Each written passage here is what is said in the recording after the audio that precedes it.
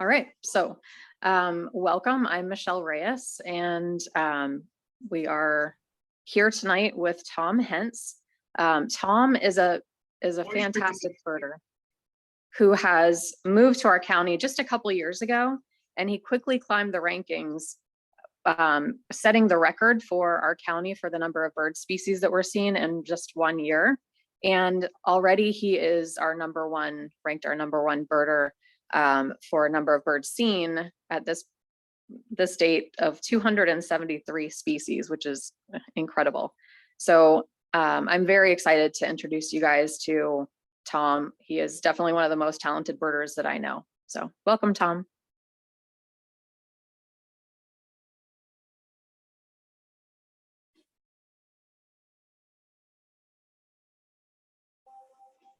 Can you hear me now? Oh, okay. Yes. Better. All right. Yes. Well, thank you very much, Michelle, for the opportunity to speak to the group. It's really a pleasure. I love Marion County. It's great being here in a new place and a new experience. And I've been a lifelong birder, started when I dare say, I hate to even reflect on the fact that it was 58 years ago. But anyway, let's get to the presentation, see if I can bring that up for you. Share screen here.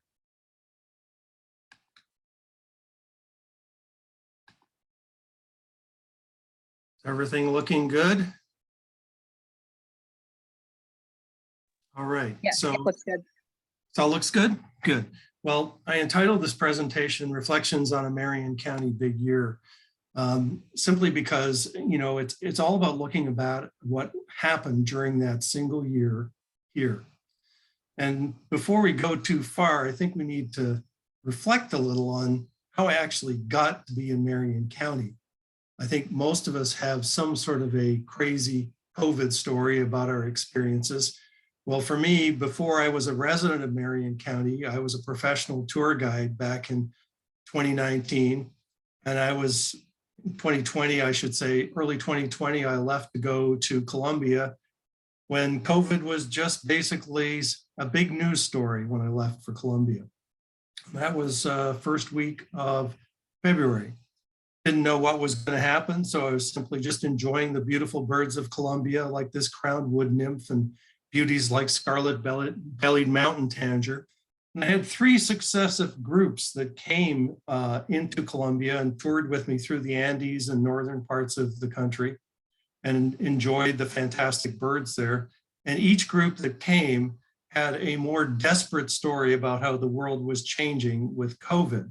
Now, for me, it was just trying to keep on my toes, guiding every day, because being a professional guide is a pretty busy day for you. And we had limited internet connection, so I really wasn't aware of what was going on. But I finally wrapped up all my groups, 5 weeks of guiding on March the 17th. And as I headed to the airport with my group, we found that, you know, there were some things that had changed. The world was a very different place. I think we all have stories like this. But for me, it was on March the 17th, I arrived in the airport in Bogota with my co-leader, Christian, a fantastic native Colombian who I have become very good friends with. And he insisted that we all would be wearing masks. And I'm like, masks? How is that possible? How could the world have changed so much? Well, now I look back at this photo and I realize, I look at this photo and we were all giggling at him, thinking how funny the world, you know, that he was dramatizing everything. And then we realized how much the world had changed. On March the 17th, I was on the last Delta flight from Colombia to the United States. I was one of the last people to be allowed out of South America to arrive, to get to Atlanta, and then on home to Michigan. Very different world. And at that point in time, indeed, my darling wife, Kathy, and I lived in Michigan. And, you know, we were enjoying the Midwest at that point. And it was a little bit chillier, of course. If any of you have been up there at that time of year, you realize it's a very different place, very different experience. I love Michigan. The birding was great. It was an interesting place to spend some time, lots of great migration. But Kathy and I sort of thought, you know, during the 6-7 months of COVID that we faced then, it was really a very different time. And it was like, what were we going to do? The world had changed. We thought, you know what?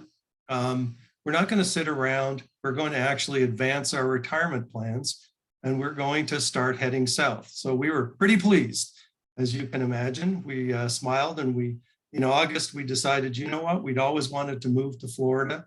That was our idea of a place to retire. Our daughter was already in Orlando. And so we flew down in August and looked at a few houses. Now, I was actually the one who had one foot on the brake, insisting to Kathy that, Kathy, this is just looking. We're not going to put any bids on any houses. We're just sort of investigating. But one of the first houses I saw, which was this place, we walked in and I said, that's it. That's it. I'm done. We're going to put a bid on this house. It's perfect. It had a beautiful double lot. The house was in great shape. There was all kinds of birds all over the yard singing, which of course, being a lifelong birder was a pretty important thing. And then across, as we were standing looking at the house, across the way came a neighbor with a very friendly gentleman by the name of Gary, who came across and he said, if you're looking at that place, I have to show you something. I have to show you a picture of what your yard will look like in March and February when the azaleas come into bloom. And this is what our yard looks like in the spring. It's literally a sea of color. We probably have about 500 azalea plants and about 25 camellias. So the yard is literally just a flush of color for about a month and a half. And again, right now at this time of year, we have the azaleas blooming too. And I say our yard because, of course, we did put in a bid on the house at that time. And by October, we'd already moved to Marion County and moved into the house and started exploring, seeing what birds Marion had to offer. And this is one of the first birds we discovered. We went out for a day to Ocala National Forest and were impressed by the incredible density of Florida scrub jays there. I mean, this is a bird I knew to be, relatively local and scarce throughout Florida, but we found it in literally a dozen different places in Ocala. And we thought, wow, this is a great area. The birding is fantastic. So we were really pleased to see what was in our hood. We were also impressed by what was not in our hood. And what was interesting was, although the coastlines of Florida were chock-a-block full of things like sanderlings and black-bellied plovers and ruddy turnstones, they just simply were not to be found in this isolated inland county. And it wasn't for a lack of looking. People had obviously been looking for years, but there simply was a set of species that stuck very closely to the coasts of Florida. And that really intrigued me as a lifelong birder. I was very interested in the movements of birds and how certain species, were being detected or not detected. I was also intrigued, unlike most people who look at the weather maps and listen to the Weather Channel in the morning and see it as nothing but, scary stuff and tropical storms. And I would be watching every single day to see, is there a tropical storm coming? Is there a tropical storm coming? Waiting and praying that something would come our way. We had actually very carefully selected Marion County and Denellen as a place to live based on the fact that we did not want to be on the coast of Florida because we were very concerned if that was our home and our primary residence, that we did not want to have to deal with the drama of hurricanes or tropical storms. And we knew that if we were inland, although we might have some storm damage or power outages, that our house would still basically be intact after a big tropical storm passed through. So that's one of the reasons we actually picked Marion County. We saw the history that tropical storms didn't really affect it, although they did pass through here with some degree of regularity. And indeed, that first fall when we were in Marion County, there was a small tropical storm. And I had done a little bit of research and found out that one of the places to go during a tropical storm might be Lake Weir. So we headed out to Lake Weir while it was still a little bit, wet and windy. Our house had survived the storm just fine. So we headed out and took a look around Lake Weir and were thrilled to see frigate birds, a variety of terns, including this juvenile sooty tern flying over Lake Weir. I know it's a horrible photograph, but for me, it was pretty exciting to see this bird inland. And it kind of really gave me a sense of what the possibilities might be with following the weather. And I guess that's one of the things that as a lifelong birder, I spent a lot of time looking at weather maps and not just going out on those nice sunny days, but thinking about how weather could impact the movements of birds, the migration of birds, and the passage of birds to inland areas like ours. So big year. I mean, what is a big year? Well, there's the classic sort of, approach you see in the movie, The Big Year, where is basically, it follows the lives of 3 North American birders traveling fanatically around the continent of North America. But essentially, big years are essentially you choose your own defined area. And I was very used to the idea of bigs in the sense of big days, or big years. I had spent a lot of time doing big days over the years in New Jersey at the World Series of Birding. We had a team that competed in an event there called the World Series of Birding for 10 years, and we were very successful. So I was very familiar with that kind of competitive spirit that was required. Also, I had lived in Michigan for the 7 or 8 years prior to moving down here and had become really integrated into the birding community. And one of the ways I taught myself about Michigan was to do county big years. And that was sort of, for me, it was really all about learning. I felt that when I focused on one county and trying to learn about the county and the different habitats that were there and the movements of birds, it was far more interesting for me to do that kind of concentrated effort than it was just a race all over the entire state. So that was really, for me, a sort of developmental phase about learning about the pleasures of county birding. So I thought, what are the options here? And that's when the whole idea of doing a Marion County Big Year came up. We lived in Marion County. Marion County was obviously a place that had some great birding. And I had the time because of COVID. What had happened is my guiding business, which had been something that had been the core of me financially for decades, basically was on a hiatus. Indeed, when I got back from Columbia, I basically contacted all my clients because I had a full slate of tours, and I just simply said, everything is put off for a full year, which actually ended up being 2 years. And all those clients stayed in place, and now actually I've done those tours with them in 2022. But in 2021, it was basically a free year for me. So it was a perfect year to spend some time investigating and learning about my own backyard, my new backyard in Marion County. One of the first things I discovered was it's a heck of a big county. And we were at the very far western end. Indeed, when I looked up the other day, the size of Marion County, it's about the 5th largest county in Florida. It's a huge, huge area. Population-wise, it's kind of middle of the road, but it's actually the 5th largest county. So then I sort of get to, I think it's important to people to understand my entire sort of idea about what birding is. There's a lot of people who bird and they just simply follow the birds that are found.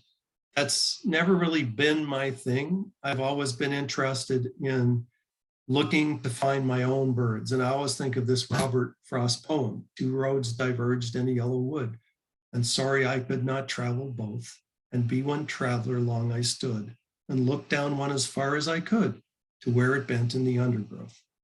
Then took the other as just as fair, and having perhaps the better claim, because it was grassy and wanted wear. And that's really the way I've approached birding my whole life. Is many people will bird traditionally in the same great park day after day and go to the same 5 places. I never do that. I always get out my Delorme Atlas, and it's worn thin, and I just look and think about things. And I spend time looking and saying, well, that's not the only place those birds could be, or why could they be here? And I guess for me, it's all about the treasure hunt and the challenge of investigating new places or stretching the way people think about birds. Because for me, it's not so much, although it's nice to see birds that other people have found, for me, it's the real challenge is to challenge myself to find birds.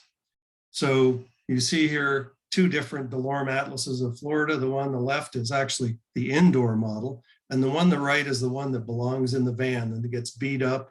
That's a, believe it or not, all those pages on the right are a full intact DeLorme atlas of Florida. They're just beaten up and written on and well worn, as they should be. I'm a little bit old school in that I just love maps, and most people like to sit and read a book in the evening on a quiet night. I can look at a map for an hour and I'm perfectly happy.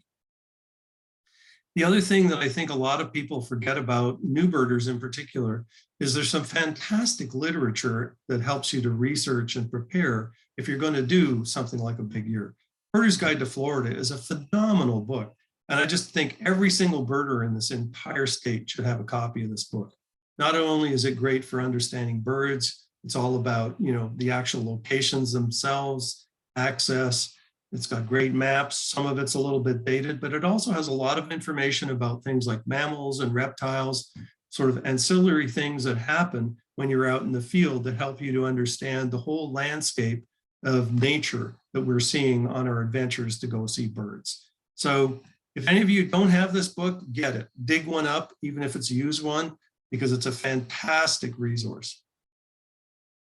The resource, though, you pretty much can't be without these days if you're doing a big year anywhere, is eBird. These are a bunch of screenshots from eBird. eBird is just an amazing resource. I think everybody probably on the Zoom call today is basically fundamentally like me, an eBird stalker to some degree.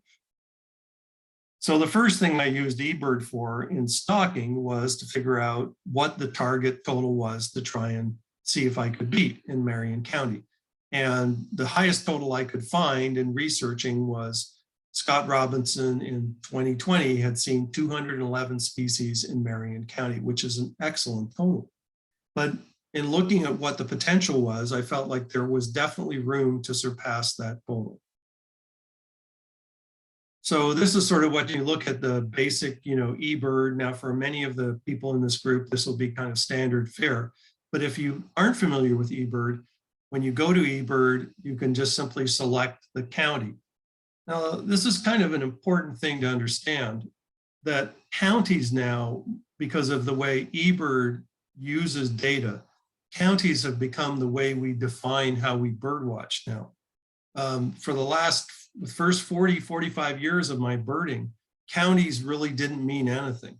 Counties were insignificant. People would bird based on either a state or a province, because I'm a Canadian, or they would use a standard 50-kilometer or 30-mile circle that was established by a birding area. Counties, the use of county listing is a relatively new thing in birding, and most people don't know that. The way we defined our lists before was totally different. So now you look at the county, you select it in eBird, and it'll give you all this basic data. Anything that's blue on this screen can be touched, highlighted, and you can learn more information. And this is part of the way I prepared for trying to find the birds that I found on the big year. So then it gives you a list of hotspots, all the different places you can go. You can click on individual hotspots, like the top hotspot in the county, Ocklawaha Prairie Restoration Area, and it shows you the recent sightings and all the checklists, the species observed, and you can look checklist by checklist as well. So if you wanted to see an individual checklist, this is one fantastic day I had during the big year in the county. So it gives you the great details as well. Also, you can, another way to use it, eBird, was basically simply by saying, okay, how am I going to find a song sparrow, or how am I going to find this bird? Because I know it's not commonly seen. So you just simply select the species, time of year you would expect it, and the county you want to look in it. And then it'll give you a map. It gives you a nice map of the blue sightings are the historic sightings, and the red sightings are the most recent ones. So then you click on one of the red ones and it gives you all of the, expands that information. And if you clicked on the blue side of that, it would give you the details on that. One of the things I quickly found out in looking at the at eBird and the hotspots in the county was that Dunellen was basically at the opposite end to some of the very hottest spots in Marion County. It was a full hour for me to drive to Lake Weir or to Ocklawaha or Sunny Hill Restoration Area, which were three of the best birding areas in the county. Another key thing about birding, obviously, that most of you know is that using eBird alerts. So you can pick up on these and identify which ones you want. And although I wanted to find as many species as I could on my own, I recognize that simply, there would be times when people found rarities. And when you're doing a big year, you are somewhat obligated to try and find those rarities that other individuals have found. So what are the basics you need in terms of gear? Well, one of the nice things about birding, it is relatively simple. Most people have an automobile, and most birders have a set of binoculars. One of the things I would say that's really essential for a big year is a telescope. Telescope is really an essential piece of birding equipment because it gives you access to looking for scarce water birds and scanning fields for raptors and things like that. It is a very, very important tool for birding. And the camera, of course, because your eBird coordinator is going to want photos. So after all that preparation, on December 31st, like many people, we watched some fireworks, but Kathy and I, who was of course obliged to join me, and our good friend Sue, who was staying with us at the time, on January 1st, we headed out after all of the people had hopefully cleared the roads in the darkness early on January 1st, and we headed out, and my big year started. So one of the first birds we had was a beautiful pair of duetting great horned owls.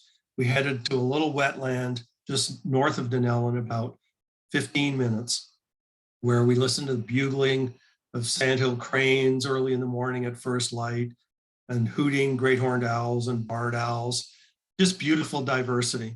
This is one of the nice things about birding in Central Florida in the winter. The winter, I think, is the best season in this area. It's just fantastic.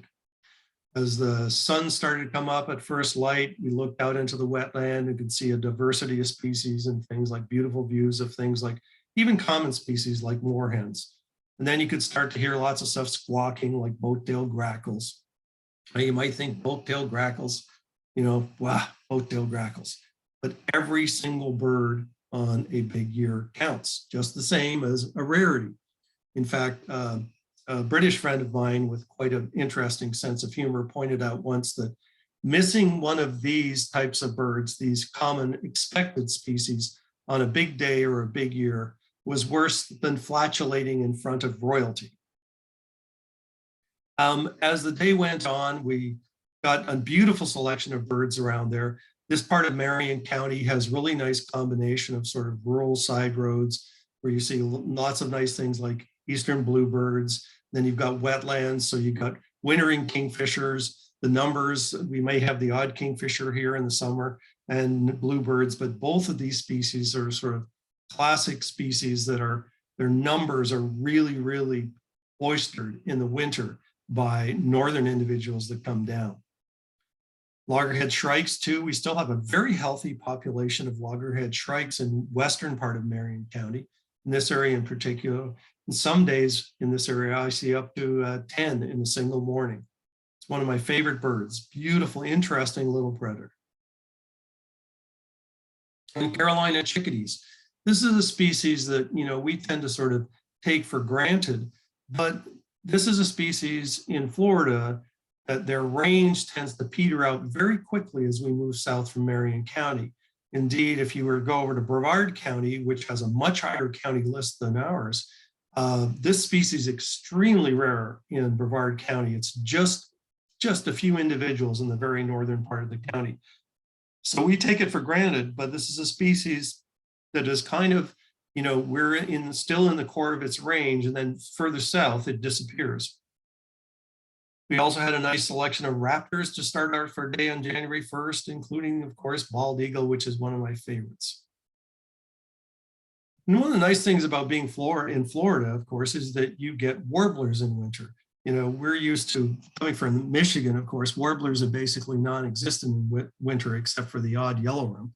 Well, here, there's about 10 regular species of wintering warblers. Pine warblers in particular, if you're in the right habitat, And that's part of the whole Big Year thing, is birding by habitat. Pine warblers form these sort of beautiful core flocks where there'll be 20 or 30 pine warblers mixed in, with a few palms and ruby crowned kinglets and a downy woodpecker and a selection of other things. And as I said, palms, the palm warbler. I mean, can you think of a more poorly named bird? Palm warblers, it's, we miss them for 9 months of the year, and all of a sudden they're here 3 or 4 months. They're just everywhere, every scrap of ground, every parking lot. But what's interesting, if you want to spend a little bit of time looking at these palm warblers, is they fall into 2 distinct groups. This is the yellow palm warbler, which is actually the subspecies that breeds in the Atlantic part of Canada. And then this is the regular palm warbler. And about 10 to 15% of the palms we get here are these yellow palms. They're distinctly different, but they're actually not a species, which sort of comes back to, how do we count a big year?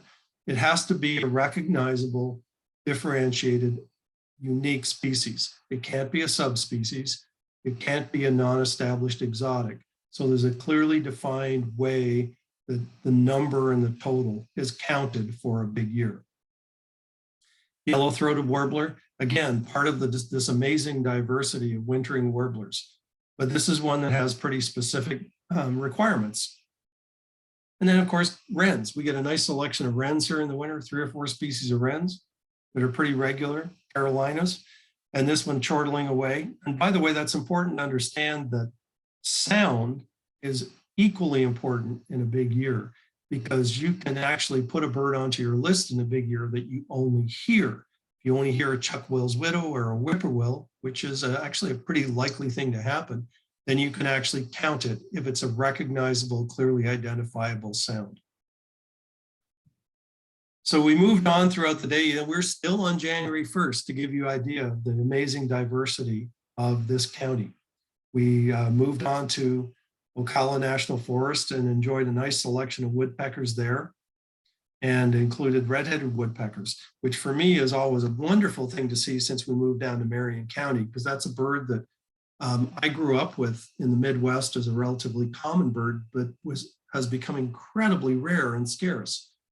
But down here in Marion County, I was pleasantly surprised to find it's a pretty common bird along the roads to the northwest of Dunellen and throughout Ocala National Forest as well. The real prize in Ocala National Forest, though, is this one, or the hairy woodpecker, of course, but the red-cockaded woodpecker. And I was particularly pleased at getting this photograph because you can actually see, if you look carefully, the red cockade on this bird. Most people probably see this bird, multiple times in this area, and never see that little tiny red patch. If you look carefully, directly behind the eye, at the back of the head, there's a little patch of red feathers, which is the cockade. So we finished the first day, January 1st. We birded all the way through the morning, right into the early afternoon. We ended up with 100 species of birds. That was our goal. And we were at Lake Weir, where Lake Weir, obviously, we got common loon, and actually we got a red-throated loon, number of this beautiful little dainty Bonaparte gulls. And then we had a great lunch at Lake Weir, which of course is part of, birding. You can't just simply do anything, just do birding and no work and no fun. You've got to enjoy it at the same time. So the next day, was just basically putting around the yard, but even in the yard, there were some nice birds. That year was a great year because it was an invasion year for both purple finches and pine siskins in the county. These are 2 species that are sort of often called erratics, in the sense that their numbers and the distribution of the food and the abundance of their food in the boreal forest affects whether these species migrate south each year or move south to find alternate food sources. Some years they might only move down to the Carolinas. Some years they might not leave the boreal forest.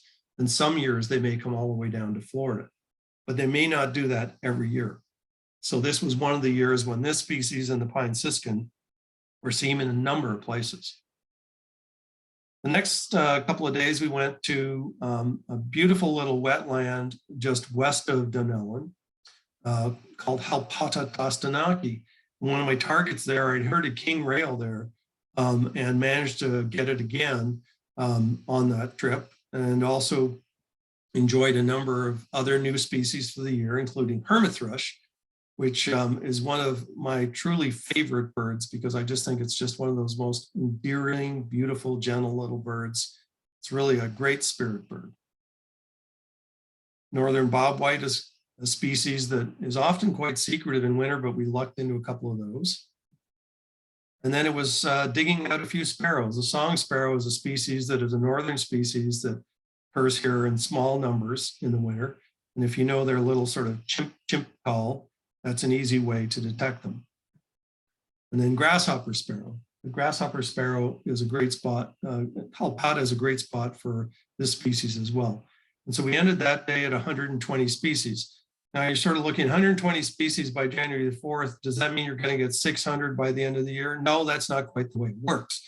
The law of diminishing returns starts to kick in very quickly.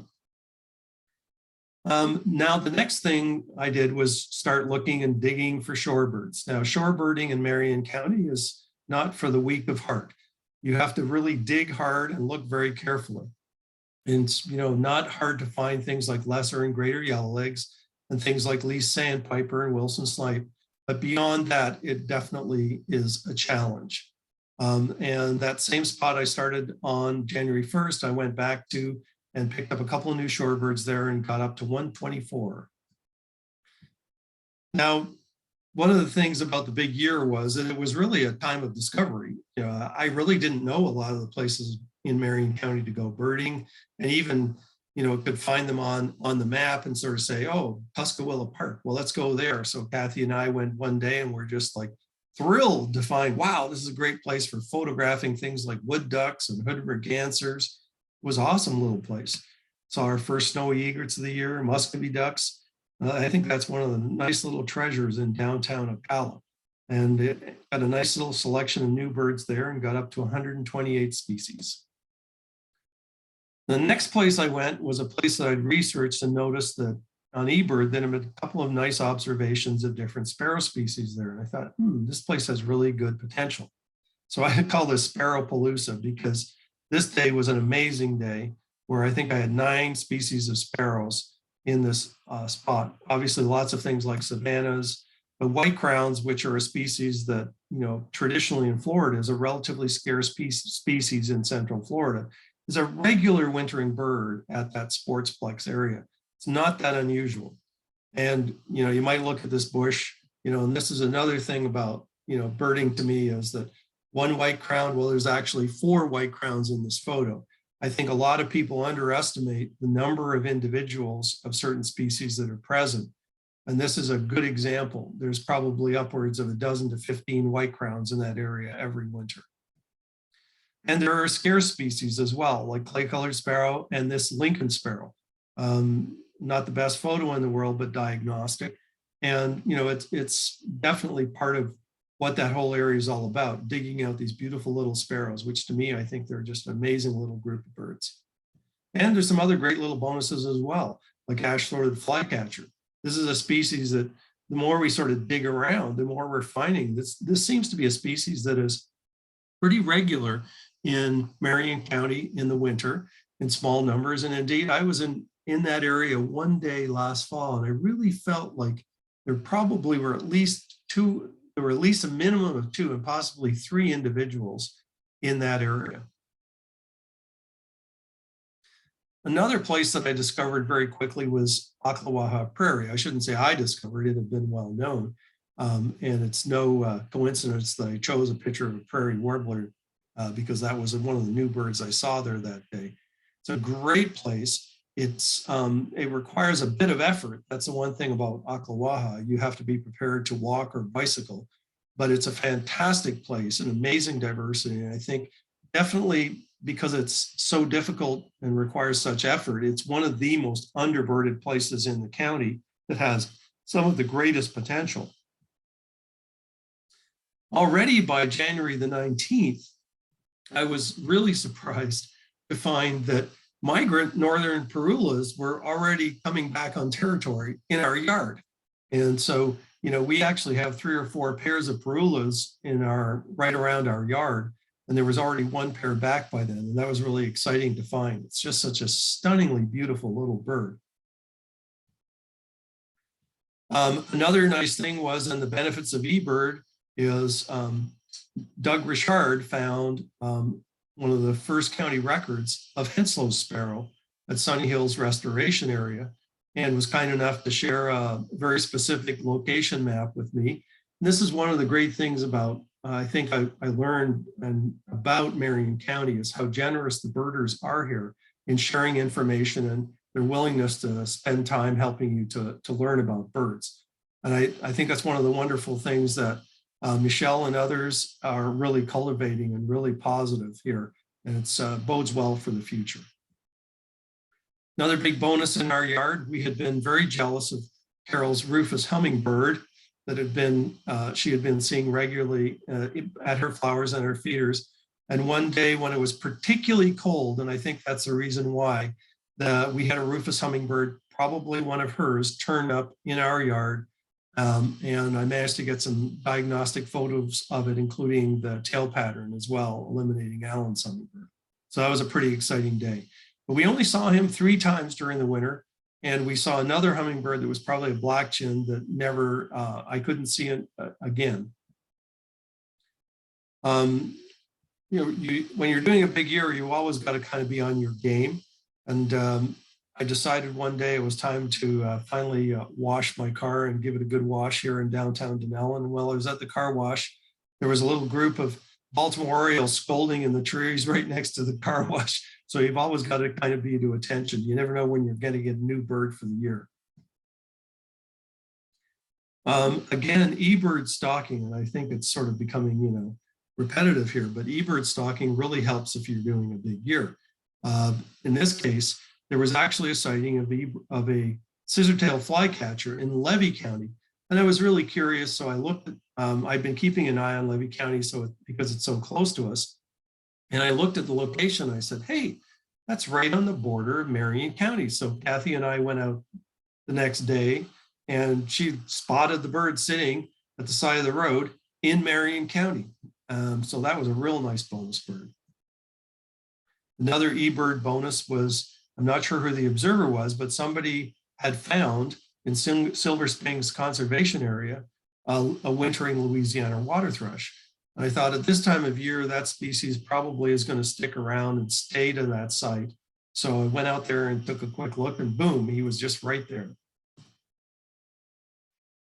One of the things about big years is, you go out many, many days, and there are many days when you simply don't see new birds, but it doesn't mean it's a loss. It just means it's more about learning. I went out in Ocala National Forest one of the days and didn't get a new bird, birded really hard and dug around, but had some beautiful experiences with pine siskins, and spent a time with a beautiful little flock of siskins feeding on this little group of longleaf pine. And it was really fun to watch them and just enjoy a species that I had spent a lot of time with in the north and seeing them down here. And also it's time, it's a really good time to develop your observation skills. At the same time, I was watching this little group of red-breasted nuthatches with Kathy, and she says, well, that one's got a deformed bill. And I sort of said, oh, you sure it doesn't just have something in its mouth like a seed? And then I looked over carefully and realized, hey, no, it's just got this crazy little bill on it. So it's very important just to always keep looking, always keep thinking, because this bird indeed had a very unique bill, and although it doesn't count as anything new, it's part of what we're doing when we're trying to learn and discover. And that's, why I really do these big years, is not just to, try to find as many species as possible, but try to force myself to learn more about each site and to learn and to think about a county in a different way than other people have. Nice bonus bird found, I think, by a lady by the name of Connie Skipper, was this beautiful snow goose at Tuscaloosa Park that was incredibly cooperative. Got great photos of that. I was really pleased to see that one. It's always a nice bonus bird. And already by this time of year, things were changing. You know, we could tell that, you know, for us, it was a little unusual because we are from the Midwest, where in February, you might see the odd horned lark as a migrant, or maybe an American crow heading north, a small group of migrants. But, you know, we were starting to see, you know, things like barn swallow, which pretty clearly were starting to be migrants. And the purple gallinals were starting to be spotted here and there. I don't know whether they're migrants, but certainly I think maybe the wintering birds, the few wintering birds there were, might have been supplemented by a few arriving individuals. And least bitterns were in the same sort of category as well. This was, you know, I spent some time at Sunny Hill Restoration Area, which is another fabulous underbirded spot on the north side of the highway, not the south side. Both are incredible spots. And really great diversity of water birds there. Really good for rails. So then it was sort of back to a little bit of reality check. Although I wasn't really technically guiding tours, Kathy and I had started a photo business, and we're selling our photo art at the local art co-op here in Dunellen. And I was spending some time at the art co-op working there.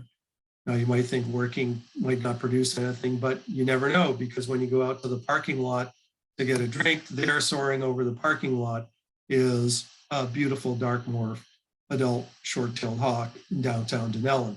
Unfortunately, I just happened to have my camera sitting in the back seat of the car at the same time. So even working, there's a way to find birds.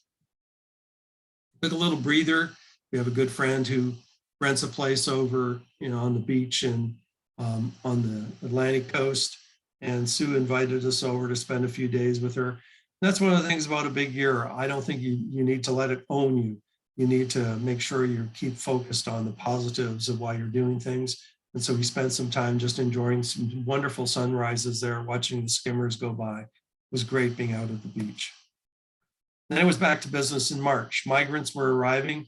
Spent another huge day at Okalaha, bicycled the entire perimeter. It was like a 12.5-mile bike ride, almost killed me. Thought I was still in good shape and learned very quickly biking through tall, wet grass is not very easy, especially when you're carrying a scope. But it was a great day. Saw a ton of new birds, and including beautiful views of great crested flycatcher.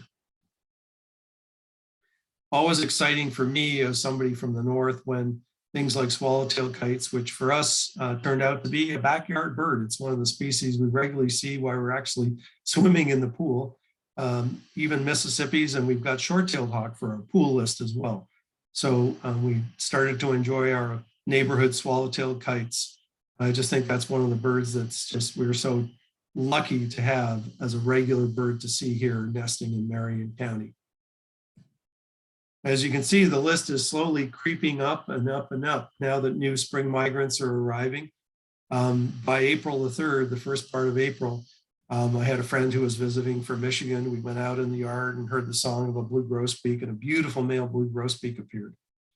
So this put me up to 192. We spent some time birding basically around Dunellen. And the next day, we managed to find a Swainson's warbler. Now, this is not a photo of that Swainson's warbler. We weren't able to secure a photo of it. It was just at a little park just on the west side of Dunellen, but we did have decent looks at that bird. This one was actually photographed 2 days later in Texas because I was actually back to work. I had a private tour to guide in Texas in April, so I had to leave the big year behind for about 2 weeks. I spent some time kicking around Texas, which was fun, seeing things like tropical parulas and things like golden cheek warblers, one of my favorite birds. And it was back to business. Got back to Florida because when you're away doing a big year, although you enjoy where you're at, getting new birds in another place, you're always watching over your shoulder to see what's happening in your destination of choice. In this case, I was very carefully watching eBird and Marion County and noticing all the birds, the migrant birds that were arriving. It was tough, but when I got back, I spent 3 or 4 days birding very hard, and I picked one specific place that I thought would be a really good place for migrant warblers in the spring. And that was the west side of Orange Lake, just south of Hageebury Park. I thought that area, because the lake would traditionally, the way I think of migrant warblers and songbirds is they tend to get concentrated by water because they can't fly over water and be safe. So they tend to concentrate along shorelines during migration. So I thought this potentially could be a great place for migrant warblers, and it turned out to be great. Lots of species there, had an excellent selection of warblers and good numbers of birds too. And so by the 26th of April, I was up to 203 species. Again, it was time for a break, time to head to the Midwest. We head up to see family and for a family visit there. And one of my big targets in the Midwest was I'd always wanted to get a great photo of Canada warbler. Now, I hate to be sort of toot my horn, but this is a photo I'm very proud of. I tried to photograph this bird many times. And so I was particularly pleased with this photo. Also, we managed to have a few spots there we know very well for sort of breeding ceruleans and near where we used to live. And so it was fun to enjoy them. And the big prize for us was finding the nest of a northern goshawk with 2 young. We spent a couple of days checking that nest out. But the 10 days in Michigan went very quickly. And I was, of course, again looking over my shoulder, thinking about what might be happening in Marion County. And we zoomed back to Marion and I spent another day just zooming around the county. And on May the 18th, managed to break the record, the all-time record, with 212 species. This is a prothonotary warbler, one of my favorites. That gigantic big black bill. I use that a lot in the spring for picking up things like caddisfly larvae. A little later in May, a few days later, managed to pick up burrowing owl in a private location. And then Kathy and I did some exploration in nearby Levy County and found 2 different burrows of burrowing owls right beside the roadside. In fact, we spent much of the summer just enjoying these owls and watching the young grow up and having lots of fun with them. They were really quite entertaining. And I should say some of these photos in this presentation, Kathy would probably tell you all the good ones are hers. So this is one of hers, photos of the burrowing owl. In the summer, our attention sort of diverted a little bit away from the birds. There were, at that point in the big year, I felt like I'd seen most of the distinct, easy possibilities for the year. And we decided to spend some time learning about the other critters that we could find in our region. This is actually a large wolf spider eating, those gigantic big black horseflies that are about 1.5 inches long. That's what it's eating, to give you an idea how big that wolf spider is. And then we really enjoyed the moths and the butterflies in this region. This is a clear-winged hummingbird moth. And we spent a lot of time photographing them in our yard and also in a lot of the areas in Gothay State Forest in Levy County. Really enjoyed the butterflies. For us, that was something was particularly fun about this area in the summer, spending a lot of time looking at things like swallowtails and the zebra swallowtails, which is a species for us in the Midwest, which is extremely rare. So it was a nice time to see that. And we spent a lot of time learning about them. So it's just a wonderful part of what we have to see in Marion County. Then there was, there are little bonuses for birding, and they come from very funny places. Kathy and I we have a clubhouse in our development, and we happened to be at the bar one night and met another photographer, a gentleman who spends a lot of time photographing horses. And he showed us on his phone pictures of a barn owl that he had taken with his iPhone. And he said, you told us where it was. And we went out a couple of nights later and managed to get great shots of the barn owl. So you never know where you're going to get your information. It's important to keep all channels open. The barn owl kind of inspired me to kick things back into gear. And I knew that I had to get pushing again because the fall was going to happen quickly. I spent some time out at Oklawaha. This is not actually a photo of the fulvous whistling duck I saw, but I did see fulvous whistling duck that day. And there was about almost hundreds of black bellies. I watched them come in, and then several fulvous whistling ducks in the back border of the wetland.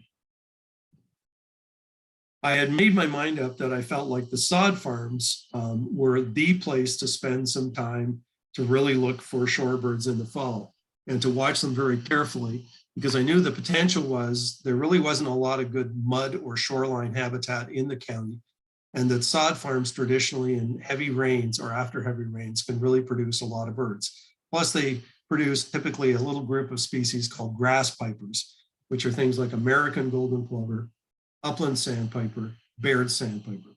And so these species are traditionally very commonly associated with grassy areas in the fall. And by the way, that upland sandpiper was on August 22nd. It was the first record of the county. It was super exciting to find that bird. And then not much later, about a week and a half later, went back and there had been some rain and there was lots of birds all around there, including Baird sandpiper and a buff-breasted sandpiper, literally 3 or 4 feet apart. It was remarkable to see 2 county firsts in view at the same time. So I was really thrilled that sort of to theorize that the sod farm could be a place where these species occurred, and then to put in the effort and then to get rewarded. That was a really nice thing. One of the best birds that was found during 2021 was actually this great white heron. Was picked up by Michelle Reyes. I mean, I probably actually looked at this bird myself and didn't notice it because I went to Tuscaloosa lots of times. But you know, that's what keen eyes do. You know, people look very carefully, and that's one of the things that's great about, I think, Marion County birding now is there's more people out, more people are recognizing the possibilities and opportunities. And this great white heron was not a new tick for the year, but it was definitely a great find. Another of certainly the best bird of the year, no doubt about it, for the list was this variegated flycatcher. And I just happened to be in the right place at the right time when this bird popped into view. It was truly remarkable to see this bird and lucky to get shots of it. So thank you. The fall actually was a time where we spent a little bit more time just sort of relaxing, and Kathy and I got out and did some more just birding, and we got to meet more birders in the county. And although it's traditionally a time when a lot of rarities turn up, by that point I'd had pretty good list of birds and there wasn't a lot really to look for. Got out on Lake Weir a number of times with Liz Stockenberg and her husband Core, and they were very generous and took us out with our daughter and we and her fiance, and we got to enjoy beautiful sights like this bald eagle, a wonderful little family of otters right off of the dock. And this is just sort of part of what birding is all about, is enjoying some time as well with your family. So this was a really nice time. I also got to meet a number of members of the Marion County birding community. In the spring, I really hadn't sort of had much time to intersect with many of the members here, but then got invited to a few events, including this one here at the ponds, and we had a beautiful day. I was told this was a good place to look for my nemesis bird, which was the western kingbird, which at this point in the year had been seen by, I think, some 6-7 times, had been recorded by different observers in the county. And I was getting increasingly frustrated. And we got special access to this area. It was an area that was well known as a place to see this place with some regularity in winter. We didn't see western kingbird there, but we certainly had a really nice visit. However, I did get a very nice Christmas present when Kathy and I went out for a great walk, a great drive, and we managed to find the nemesis western kingbird on Christmas Day. That was my 251st and last bird for the year. And that's how the year ended.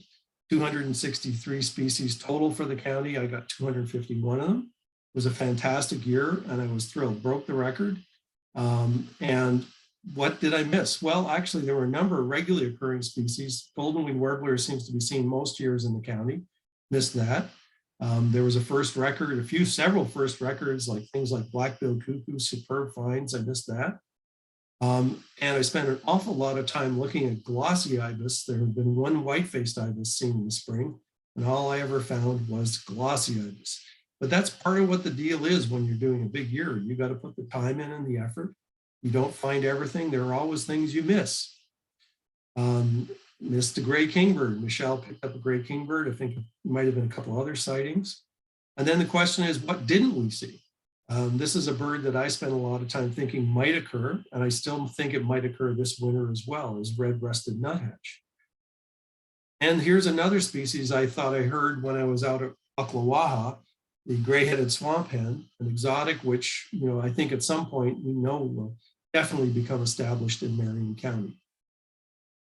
And didn't find any peacocks, though I'm not sure I would have counted one if I did see one. So in the end, what did I learn about Marion County? Well, here's a shout out to everybody who shared everything that they found and saw, because my total really reflects what was seen by all the birders in the county during the year. And I really was a real pleasure to learn about Marion County and certainly to enjoy the beauty of this county. It's an exceptional place. It's not just about birds, it's about nature and all it has to offer. And it was a real pleasure to experience and learn. And wanted to thank everybody for listening in. Thank you.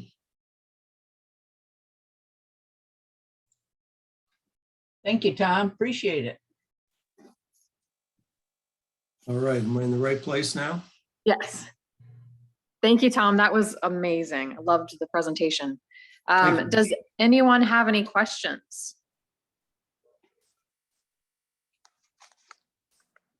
Let's see, I think there might be something in the chat. Let me check.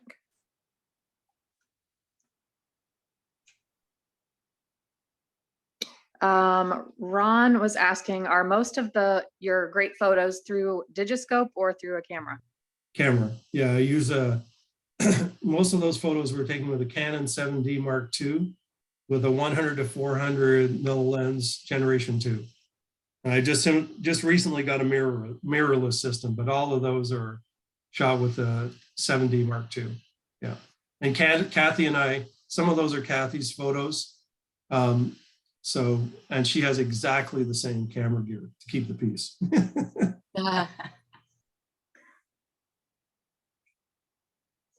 All right.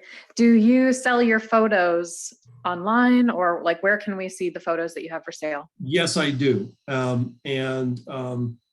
The things like the spoonbill and egret, if anybody's interested in any photos, first of all, we go to a lot of art festivals. We're going to one this coming weekend, I think in the Villages, Spanish Springs.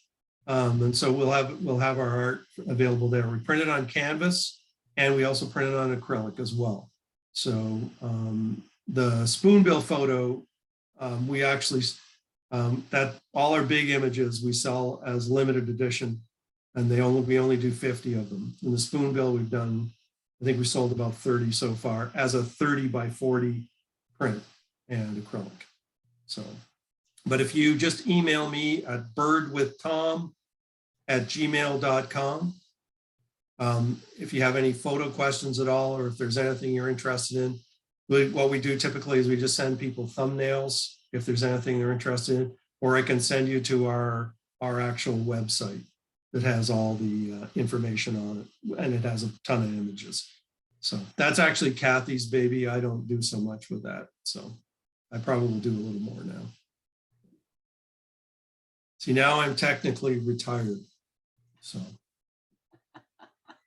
I was mentioning to Michelle that I led my 208th and final international trip to Australia.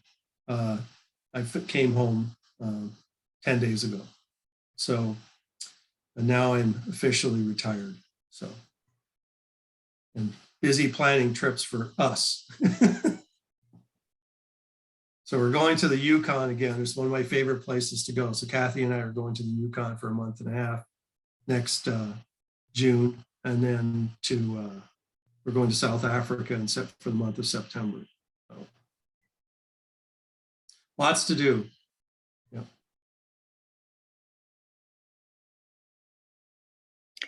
So during your big year, what do you think was your favorite bird that you found?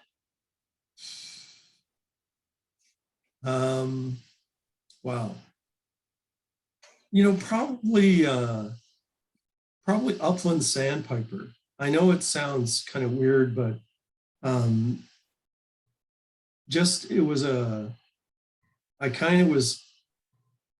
the sparrows were really fun because as I said, my big thing is about trying to stretch things a little bit and about learning about things. And I felt like the sparrow thing was kind of sort of known a little bit, but people didn't really know how many sparrows there were in that area. Now I think people realize they're there every winter. But then it's like with the sod farm, I thought the sod farm, there's no reason that sod farm is not going to produce all the same species that are rare in the rest of Florida in the right conditions. So when I finally found the upland sandpiper after checking it several times, it was like, yes, this is going to happen. And then going back and seeing buff-breasted and Bairds and all the other shorebirds, it was like, yeah, this is, it makes sense, so. Yeah, that's just kind of, for me, it's just, that's the way I think about things is I'm always trying to learn, it's like, you don't see all the eBird checklists for me for all the time I spend in the field where I don't see stuff, so, I spent a lot of time thinking about, how does that bird occur?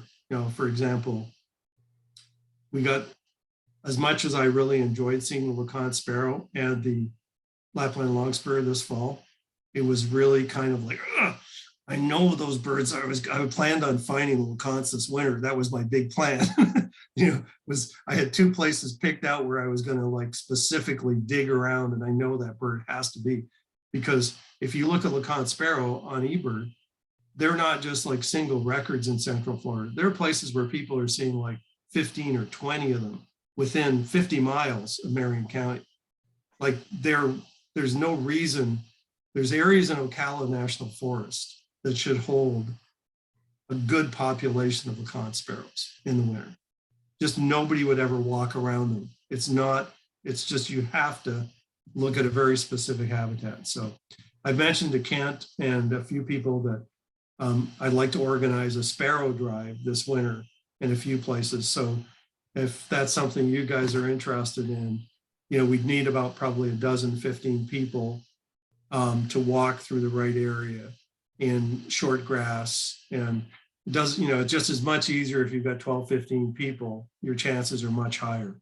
There's no guarantees, you got to work, but the rewards are great if they happen. So I'll follow up with you guys and let you know if you're interested. So. Okay. Yeah, I'm sure we can get a group to do that. That sounds great. Yeah, I talked to Doug about it too, and Kent soon as well. And so. I've got a couple of questions. Yep. Where in the world would you like to go birding that you've never gone before? Oh, that's a good one.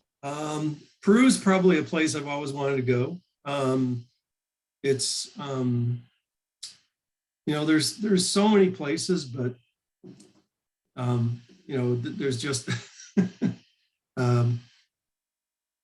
that's one place I would definitely love to go. But my days of wanting to explore in rustic conditions, I think, are numbered. I've spent a lot of my life, 5 months a year for the last 25 years, birding all around the world. And now I'm just loving thinking more locally. So like, I really do love and enjoy just poking around. I think there's so much to do in North America. There's so much to learn here, and so much locally to do. It's endless. The more I see, the more I know there is to learn. So that's the way I look at it. Yep. But I've been blessed. I've really been blessed by travel. There's no doubt about it. Second question. I think everybody want to know how many birds you have on your life list. I have about 300 more than my best friend. That's what's important.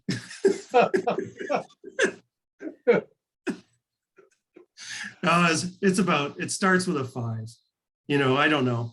I really, it's not something I ever really, but it's like in the 5,000 somewhere, but the way because I'm I've been doing a lot of guiding internationally. I've guided in 26 countries. When I go to a location, I go to a location repeatedly, so I have more value added for my clients. And I just repeat the same areas and might fine tune it and add a day here or a day there. So I'm working the same areas. So I really feel like I master the songs of a local area, and I really can offer my clients really good guiding. And rather than, I know I've had a lot of friends who just want to go to new places, and guiding is a way to go birding all around the world. That's not the way I look at it. Always looked at it as a profession, that you have to do it, with some degree of credibility, in the sense that you want to really be able to offer people something. So if I just gone willy-nilly everywhere chasing birds, it'd probably be like 8,000 or 9,000. But that never really, was my goal. My goal was to become more familiar with places. So it kind of feels like I'm going to, when I go to South Africa and I go to a certain park, it's like I'm seeing my old friends again. It's a really different, very comfortable feeling. So, yep. And Renee had a question. Do you have an Instagram account? No, I'm not one of those people. Okay. So just your website, or Kathy has Instagram. Yes. Okay. So if you guys email me these questions, because I am like I'm the social media inept person. She is the social savvy person. So she'll not be happy that I don't know all that stuff. okay, you can get that from you later. But please email me at birdwithtom@gmail.com. There is an Instagram account for our business. It's got a ton of photos on it. Yeah. All right. Thank you. Thank you. That's it. Bye-bye.